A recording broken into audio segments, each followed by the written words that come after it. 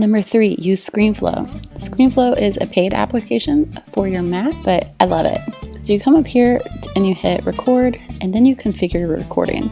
So if you're recording from your main monitor, if you have an external monitor, if you want to have your video where your audio is, if you're using a different mic, and then if you want to record the computer audio, it really depends on how you want to set it up. And then you can come in here and set up, like the size and the, frame rate and all that kind of stuff. And then when you're ready, just hit the big red button and it will give you a countdown and record your screen.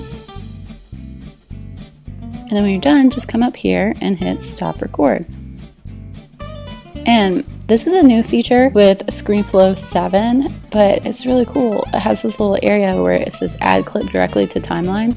So if you're recording something and you're like, oh crap, I need to go back and record something else real quick, you can add it directly to the timeline where you're working. And that's just something that's new with Screenflow 7. But just title it, hit OK, and then you can come in here and work on it. The reason I like using Screenflow is because not only can I record my screen, but I can also edit the video within the same app instead of having to use like 4 different things at the same time.